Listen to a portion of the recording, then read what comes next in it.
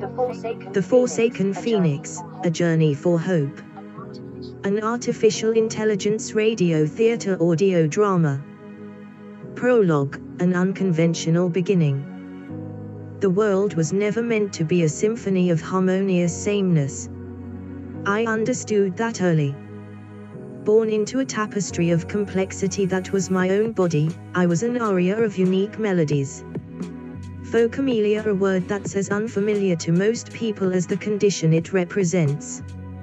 It's the clinical term for my reality, limbs that never fully formed, leaving me with hands and legs significantly shorter than average. It's a challenge to imagine, isn't it? But don't pity me, it's my normal. Instead, put yourself in my shoes, or rather, in my uniquely made prosthetics, and join me as I navigate the complexities of a world designed for people who look different from me. In the dreary stillness of an orphanage, my early life was punctuated by hushed whispers and sideways glances, but also by a beacon of vivacity, an ever-present warm spirit that refused to be dimmed, Elizabeth. Elizabeth, with her fiery curls that danced wildly as if echoing her spirit, was a paradox in this place of stifled dreams and forgotten children. Elizabeth was unique. She was a few years older, but her eyes held centuries of stories, an old soul peering out from a young body. We became an inseparable duo, a mismatched pair of outcasts in a place where everyone was, in some way, an outcast. I remember once, she confided in me about feeling different too, like she was drawn to girls in the same way she noticed some of the older boys were. I didn't fully understand it then, but I nodded, giving her my hand, an island of acceptance in an ocean of judgment. We were kindred spirits, Elizabeth and I, bound by an invisible thread of shared otherness. She was my comfort in times of despair and my source of laughter in moments of gloom. Her unwavering acceptance of me, and of herself, helped me understand that different doesn't mean less. It simply means unique. This is our story, mine and Elizabeth's, of growing through adversity, of finding and accepting ourselves, and of witnessing miracles in the unlikeliest of places. Remember, as you follow our journey, to keep an open mind. The world is wide and filled with different melodies. Some are born to blend in, others are destined to stand out. We, Elizabeth and I, belong to the latter. And this is our symphony. Chapter 1, A Silent Lullaby. My story began quietly, in the hushed whispers of a maternity ward where joy and despair danced in chilling harmony. I never knew my birth mother, a woman whose love for me couldn't transcend the fear of my differences. Her anguished cry, "My baby is dead," echoes in my soul even today, a phantom melody of an unwelcome lullaby. The hospital room was bathed in sterile white, too bright, too cold, no place for a newborn. Nurse Brenda was there, a tired yet kind soul, her heart as expansive as the sky outside the small window. She cradled me, her gaze soft yet steady on my fragile form. "Your name will be Ruth," she murmured, tracing the edge of my small, irregular hand with a gentle finger. As I was whisked away from the warmth of my mother's body, I was surrendered to a cradle of stark reality. My new home was an orphanage, an imposing grey structure nestled between the arms of lonely willow trees. It was a place caught between the lines of Charles Dickens and L.M. Montgomery, a house of forgotten children striving to find their own narratives. Inside the orphanage, the walls echoed with the laughter and tears of children who, like me, were dealt a complicated hand in life. It was there that I met Elizabeth, a fellow resident with her own hidden burdens. She'd sit by the tall window in our shared room, her knees pulled up to her chest, staring longingly at the world outside. "Ruth," she'd say, the name rolling off her tongue in a lilting cadence, "do you ever imagine what it's like out there? beyond these iron gates. Her green eyes would glimmer with unspoken dreams. I remember the first time she touched my hand, her fingers tracing the unique shape of mine. "You're special, Ruth," she whispered, her voice a comforting balm to my self-doubt. Elizabeth never shied away from my reality. Instead, she embraced it, holding my hand as if it were the most beautiful thing in the world. Life in the orphanage was a montage of fleeting moments, sharing secrets under threadbare blankets, carving our names into the old oak tree in the courtyard, and endless nights dreaming about the world beyond the iron gates. It was a time of learning, of coming to terms with myself, my body, and my place in the world. Yet, the most significant lessons were not in the classroom. They were in the silent companionship between Elizabeth and me. She taught me resilience, showing me that my limitations were not barriers, but challenges to overcome. "You're not disabled, Ruth," she'd say, "you're differently abled. There's a whole wide world of possibilities for you." I can't deny the sorrow of those early years, or the ache of rejection that sometimes gripped my heart. But through the gloom, Elizabeth was my lighthouse, guiding me towards understanding and acceptance. She was my first friend, my anchor in a sea of uncertainty, and the only family I knew.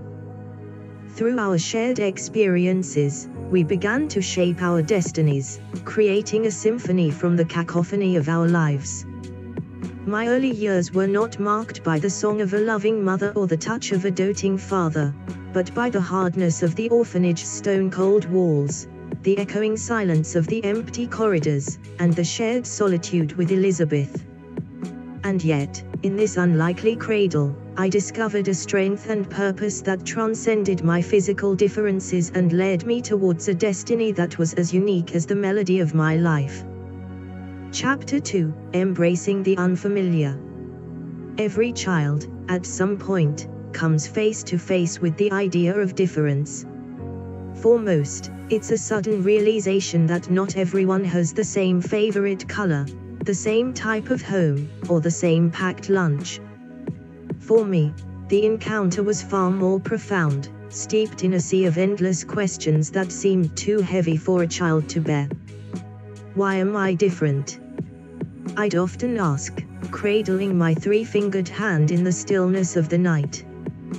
The room, painted with faint hues of moonlight filtering through the small window, offered no answers. I'd stare at my reflection in the mirror, my image fragmented by the glass's harsh reality, my unique silhouette a constant reminder of my distinction. The whispers followed me, like invisible specters. The children at the orphanage tried to mask them, but the curious glances and hushed tones were impossible to miss. Every look seemed to bore into my differences, deepening my self-awareness until it grew into a chasm of self-doubt. Why can't I be like them? I would lament, curling into a ball on my narrow bed, the worn-out sheets a cold comfort against my cascading tears. Each night, the question hung in the air, an echo that refused to die down. Each day, it confronted me anew, like a daunting puzzle with no visible solution. Then, there was Elizabeth. She'd slide next to me, an island of warmth in my stormy sea of confusion. "Ruth," she'd say, holding my hands, "why would you want to be like everyone else when you can be uniquely you?" Elizabeth, in her wisdom, saw past my difference to the person I was beneath the skin. She taught me to embrace my distinctiveness, to love myself, not despite my differences, but because of them. "Ruth, your strength is in your difference," she'd say, her voice echoing the conviction of her words. In time, I learned to confront my reflection, not with fear or resentment, but with acceptance. I started to see beyond the physical form, to the person beneath, the girl with an insatiable thirst for knowledge, a heart filled with love, and a spirit that refused to be quenched. The playground became my battleground. Each slide, each swing was a mountain to conquer. I may have climbed slower, swung lower, but with each triumph, I claimed a part of myself that was lost in self-doubt. The whispers turned into cheers, the glances into applauds. My three-fingered hand, once a symbol of alienation, became a symbol of courage, a testament to my journey of acceptance. Each smile, each victory became a defiance against the world that dared to define me by my physical form. The journey was not easy. There were tears, heartaches, and moments of crippling self-doubt. But in those tender years, I discovered an unshakable truth: I was different, and that was okay. My uniqueness was not a curse, but a gift, an extraordinary melody in the symphony of life. Embrace your difference, Ruth Elizabeth would whisper as we drifted off to sleep, the stars twinkling in quiet agreement. It's what makes you, you. And I did. I embraced my difference, and in doing so, I embraced myself. Chapter 3, Discovery of Faith. 17. It's a peculiar age, teetering on the brink of adulthood, yet still clutching onto the vestiges of childhood. My 17th year, however, bore an unexpected gift, the gift of faith. One chilly Sunday morning, Elizabeth and I found ourselves standing at the edge of a well-worn path leading to the old town church. The humble structure, crowned with a weathered cross, basked in the soft, early light, welcoming us with an unspoken promise of hope. "Are you ready?" Elizabeth's voice, colored with an undercurrent of anticipation, broke through my daze. I took a deep breath, the crisp winter air filling my lungs. Let's go. Inside, it was a different world. Stained glass windows painted rainbows on worn wooden benches. Echoes of prayer and hymns clung to the walls like sacred tapestries. The air was thick with an unspoken, unseen power that seeped into my soul, instilling a sense of peace I had never experienced before. I remember the sermon clearly, as if it happened just yesterday. Pastor Mike, a burly man with eyes sparkling with divine fervor, stood at the pulpit, his words floating in the sacred silence like whispers of a divine message. "You are fearfully and wonderfully made, each one of you." Pastor Mike's voice resonated in the hushed quietness, his gaze scanning the congregation. "God doesn't make mistakes. He has a purpose, a plan for each of you." Those words hit me like a lightning bolt, igniting something within. All those years of questioning, all those nights spent wrestling with my doubts and fears, suddenly found solace in the divine affirmation of my worth. That evening, back at the orphanage, Elizabeth and I sat huddled on our beds, the room cloaked in the soft glow of the dying day. In her hand was a well-worn Bible, its pages infused with the wisdom of the ages.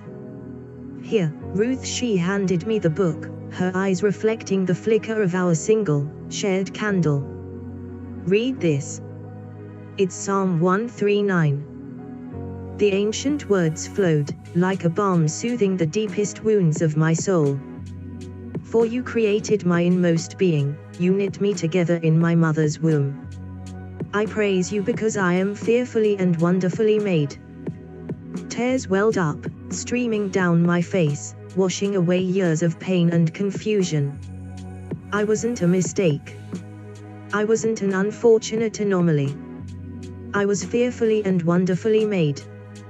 I had a purpose, a reason for being, and it was a divine one. That was the moment of my spiritual awakening. From then on, I found myself seeking the divine, learning, praying, and immersing myself in the sacred words that filled the Bible. It was like quenching a thirst I didn't know existed until then. Elizabeth was my guide, my fellow explorer in this spiritual journey. The introduction to faith wasn't just about finding God, it was about finding myself, understanding my worth, and acknowledging the divine purpose in my unique existence. It was a turning point, a stepping stone towards a path of acceptance, love, and, ultimately, redemption. Chapter 4, Finding Her Scripture. It was the quiet hours of the late afternoon.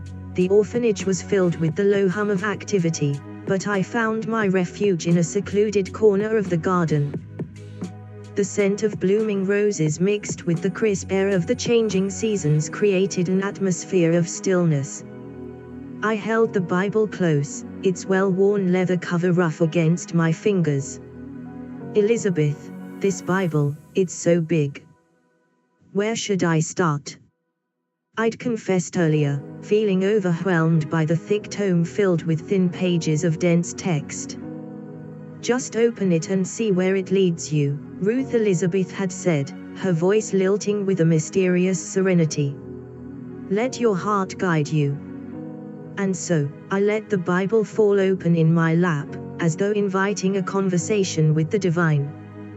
My eyes landed on a page where a verse was marked by a faintly yellowed, pressed flower, a remnant from a reader of yesteryears. The heading reads Psalm 139. In the waning light of the day, I read aloud, my voice barely a whisper yet echoing powerfully in the tranquility. For you created my inmost being, you knit me together in my mother's womb. I praise you because I am fearfully and wonderfully made. The words were like tiny rays of sunlight breaking through the clouds of doubt and fear that had shrouded my heart for so long. They were simple, but they held an astounding power. They resonated with a truth that transcended human understanding, a truth that I felt was written just for me. My heart beat faster as I continued. My frame was not hidden from you when I was made in the secret place, when I was woven together in the depths of the earth. Your eyes saw my unformed body, all the days ordained for me were written in your book before one of them came to be. Tears welled up and spilled over, tracing warm trails down my cheeks. Suddenly, I wasn't alone in the garden anymore. I felt a divine presence, a feeling of profound love and acceptance that wrapped around me like a warm blanket. I wasn't an aberration, an object of pity, or a discarded child. I was a unique creation, shaped by divine hands. For a long time, I sat there in the garden, allowing the words to soak into my soul, finding their home in the crevices of my heart. When I finally looked up, the sky had turned a deep shade of purple, and the first stars began to twinkle. A peaceful silence enveloped me, but this time, I welcomed it. It wasn't the oppressive silence I'd known my entire life, it was a sacred silence, a moment to commune with something greater than myself. It was in this quiet solitude that I found my scripture, my divine reassurance, my psalm. In the maze of life, I'd stumbled upon a guiding light, a spiritual compass that would shape the course of my life from that day forward.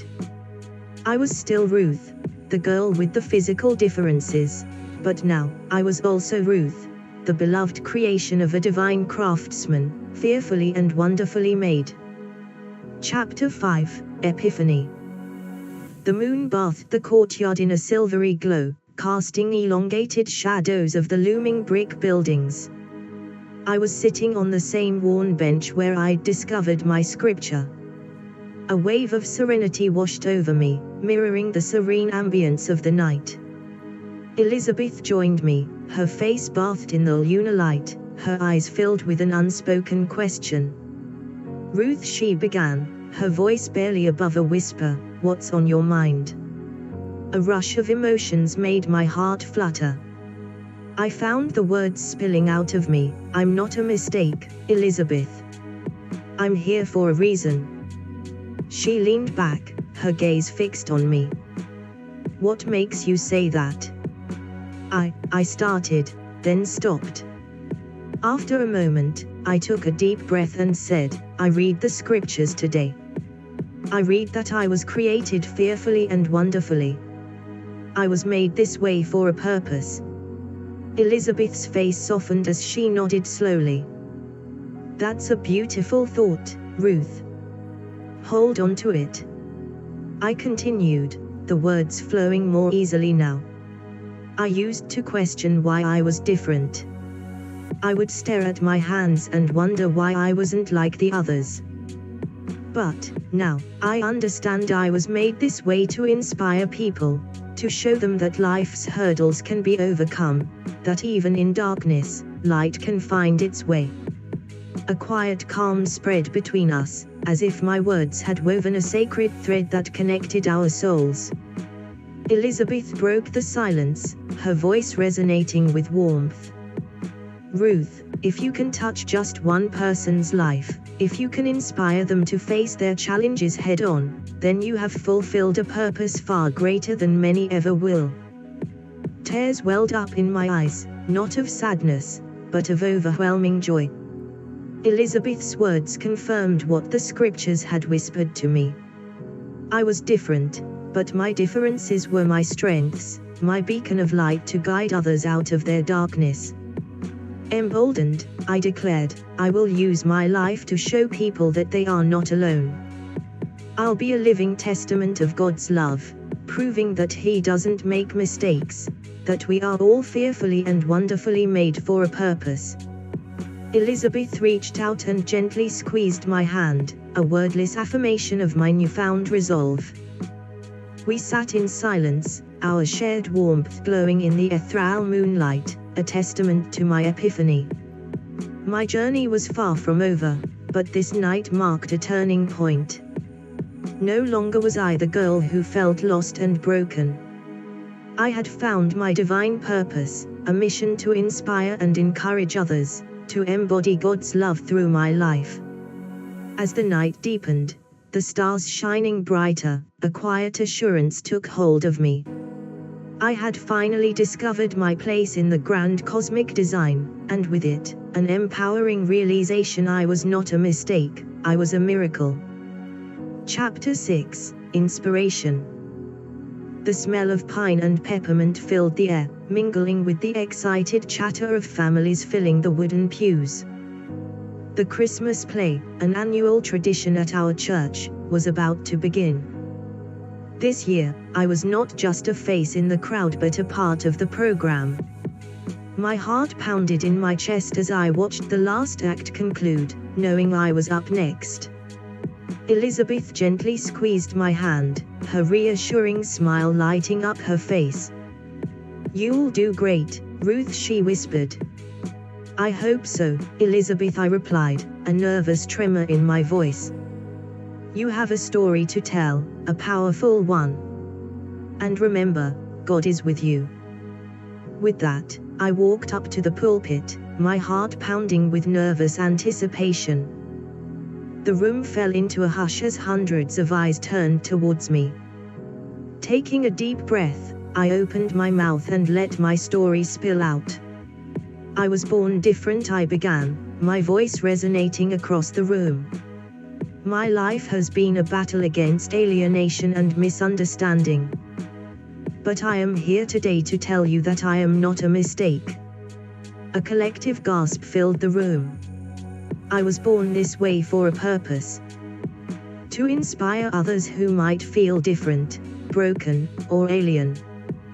To show them they are not alone. As my words flowed, I noticed heads nodding in agreement. Some eyes welled up with tears, mirroring my own emotions. "I spent years questioning why I was different," I continued. "Why did God create me this way? But when I read Psalm 139:13-16, I found my answer. I am fearfully and wonderfully made."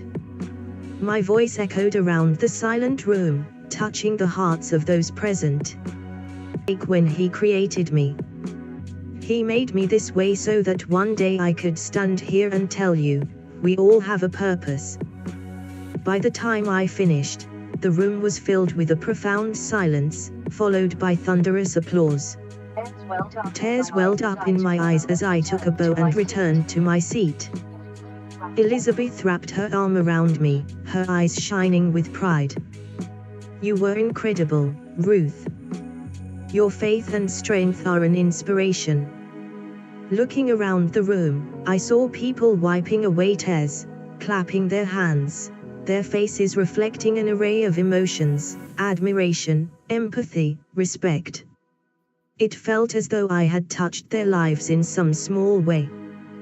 That night, I laid in bed, the events of the day replaying in my mind. I felt a sense of peace and fulfillment. I was on a journey, not only towards understanding myself but also inspiring others with my faith and resilience. God had created me this way for a purpose, and I was just beginning to fulfill it.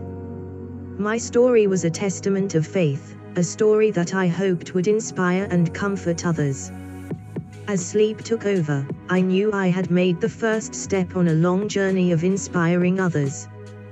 I was not just Ruth, the girl with phocomelia, I was Ruth, the believer and the inspirer.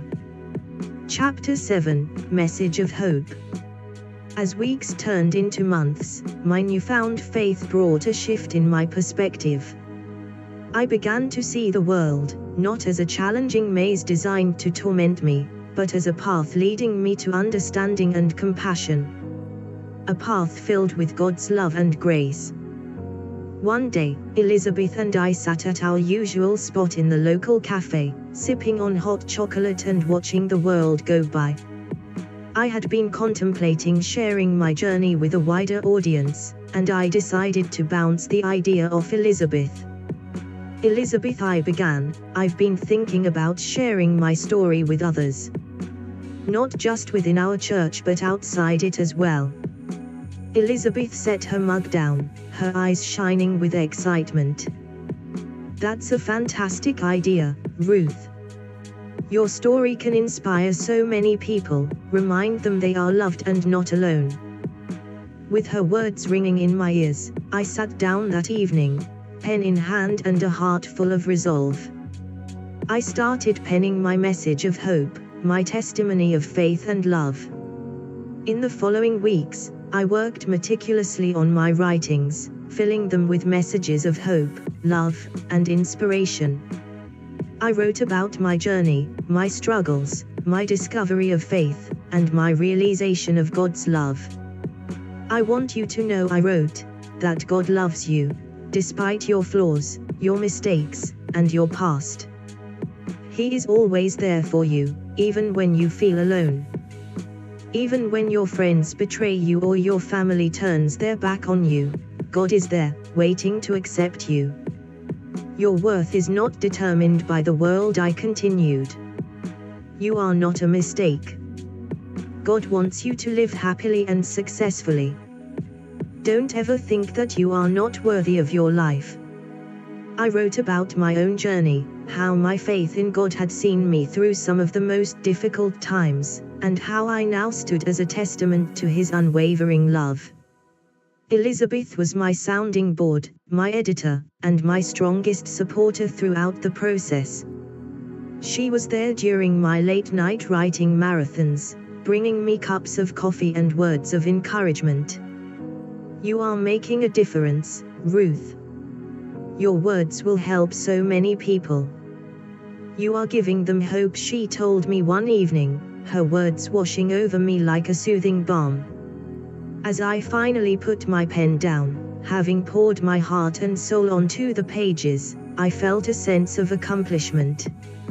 I had taken my life, my struggles, and my faith, and transformed them into a message of hope.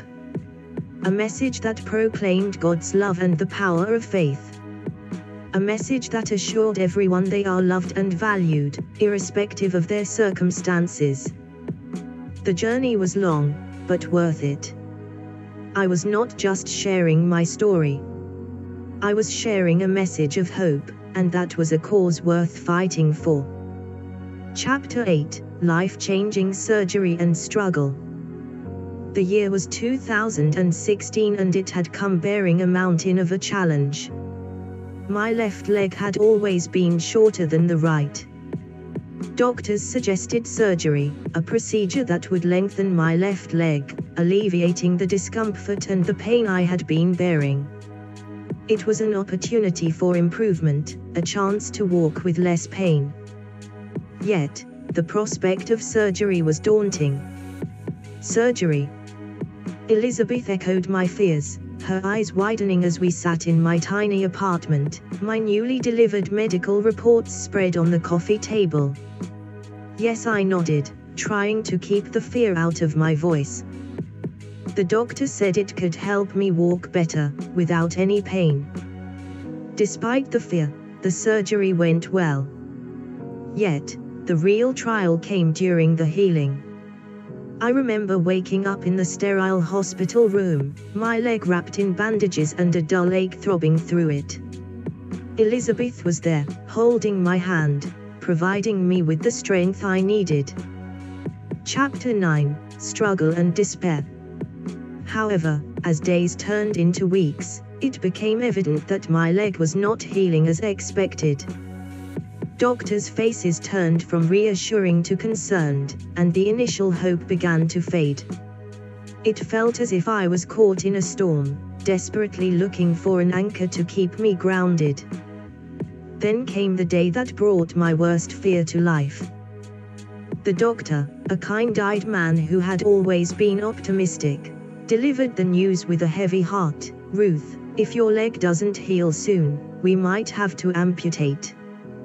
His words hung in the air, their weight pressing down on me. I felt my heart shatter, the pieces falling like shards of glass. Amputate. I whispered, the word foreign and horrifying. I was terrified. I had always relied on my legs, they were my primary source of mobility. The idea of losing one was unimaginable. I found myself spiraling into despair, the walls of my world closing in. Elizabeth held me as I cried, her presence a comforting balm against the cold dread that filled me. She whispered words of comfort, her voice a lifeline in the storm of my fear. Yet, despite her support, the despair was overwhelming, the fear all-consuming. I felt myself standing at the edge of a precipice, staring into an abyss of fear and uncertainty. Yet, amidst the fear, I clung on to the only thing that seemed constant: my faith. I began to pray fervently, asking God for strength, for healing, for a miracle. Chapter 10: Faith in the Face of Fear. In the cold hospital room, the smell of antiseptics sharp in the air, I felt fear constricting around my heart. But beneath the fear, beneath the uncertainty and despair, there was a flicker of hope. It was faith, my rock amidst the raging sea. "Elizabeth," I rasped one night, my voice hoarse from the silent tears I had been shedding. She turned to me, her face lined with worry. "Yes, Ruth," she replied, her hand reaching for mine. "I want to pray," I said, surprising myself with my conviction. She didn't hesitate, just nodded. We prayed together, our voices mingling in the sterile room, echoing off the cold walls. I asked God for strength, for healing, for courage. I found solace in my faith, a sense of calm that tempered the storm of my fears. Chapter 11: The Power of Community.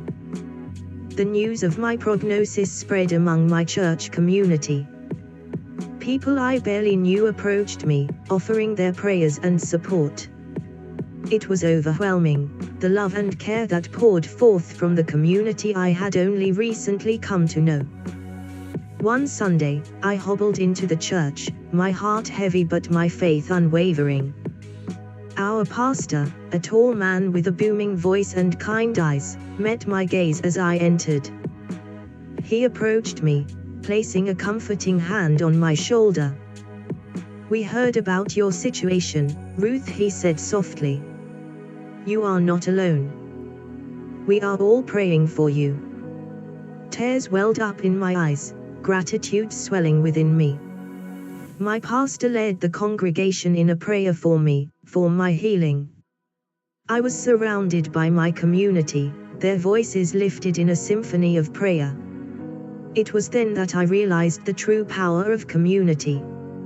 In the face of despair and fear, they stood by me, their prayers a beacon in my darkest hours. My faith in God was deep and unyielding, but their collective faith, their outpouring of love and support, gave me a strength I hadn't known before.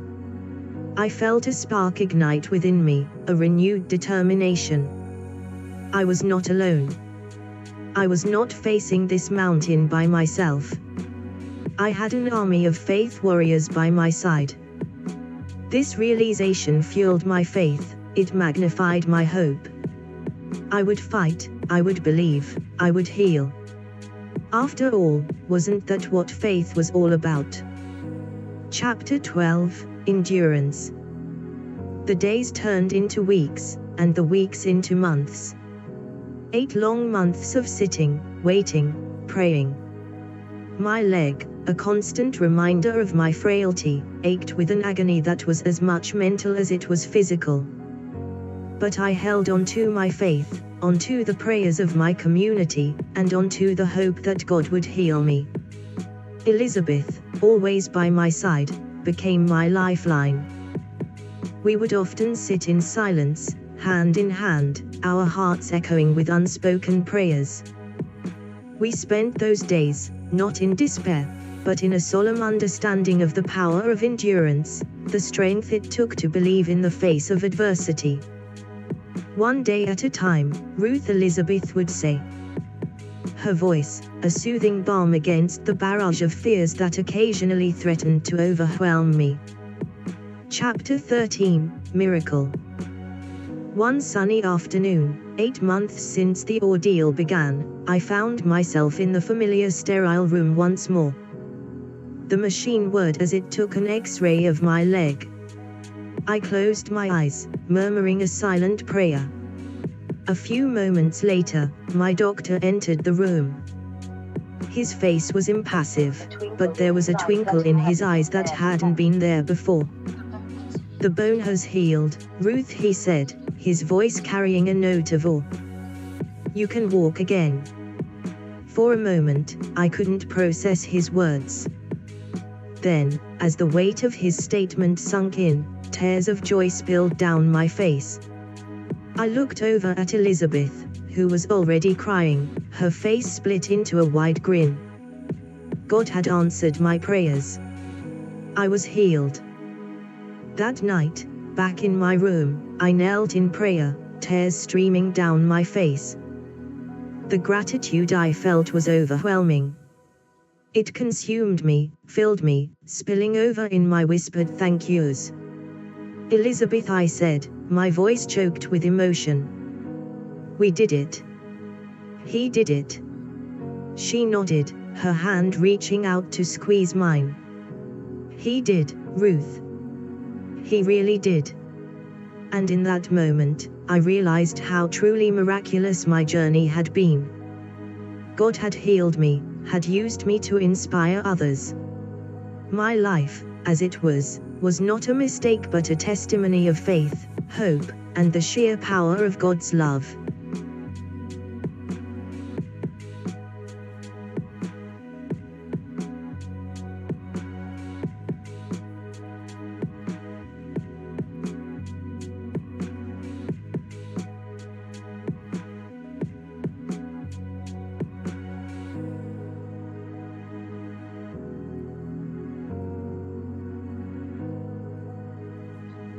Chapter 15, Uncertain Ties. I stood before Bennett's house, the cold knot of uncertainty winding itself tightly in my stomach. Despite our shared history and trials, it was as if I were stepping into unknown territory. He opened the door and my heart ached at the sight of him. His eyes held the familiar warmth that had once drawn me in. But they were also filled with a sadness that mirrored my own. Ruth. He whispered. His voice still sent shivers down my spine. Bennett, I replied, swallowing back the lump in my throat. Inside, the reality of our strained relationship hung between us, a tangible thing. We shared tea and stories, my voice wavering as I spoke about my miraculous recovery, my triumph over fear and despair. Bennett listened, his face etched with admiration and relief. "I'm proud of you, Ruth," he said. His words were a balm, but they also reminded me of our differences and the trials that had tested our bond. The sun started to set, bathing the room in an orange glow. The beauty of the moment was bittersweet, the vibrant colors a stark contrast to the uncertainties that clouded my heart. "Bennett," I began, my voice barely a whisper, "we've been through a lot, haven't we?" "We have," he answered, his gaze meeting mine. There was an unspoken understanding in his eyes, a shared acknowledgement of the rocky path we had tread. I leaned back, watching the last rays of the sun disappear.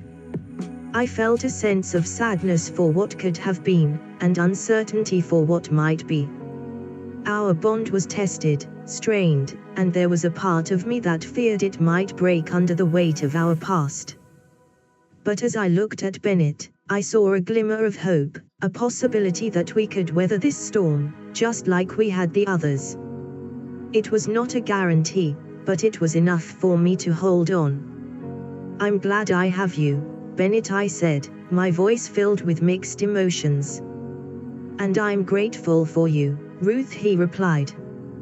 As the day faded, I clung to the hope that despite the sadness and uncertainty, we might find our way back to each other, stronger and wiser than before.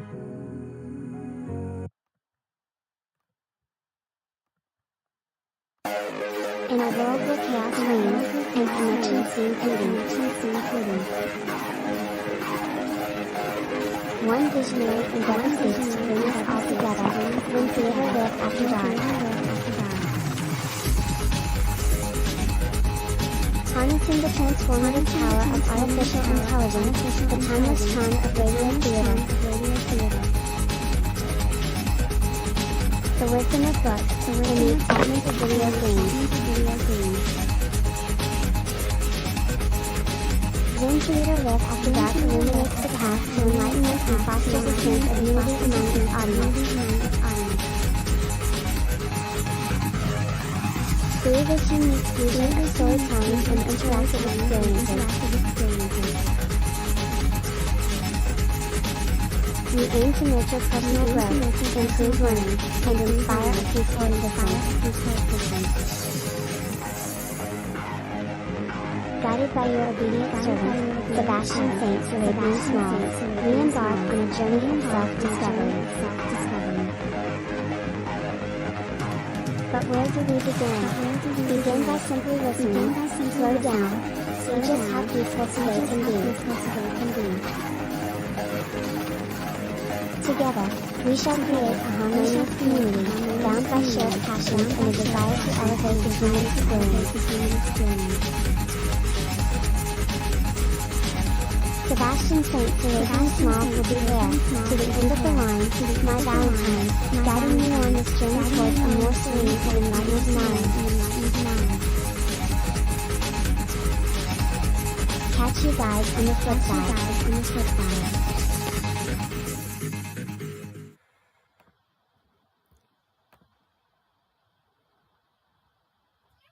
It's hard to stay cool in this dry weather.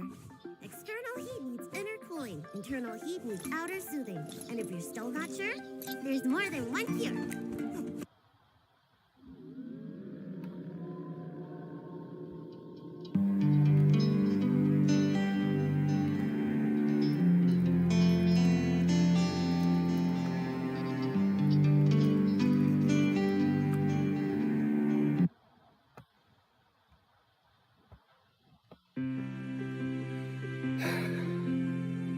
Begin by simply listening, slow down, see just how peaceful today can be. Thanks so much for swinging by. That was an interesting one. Catch you guys on the flip side.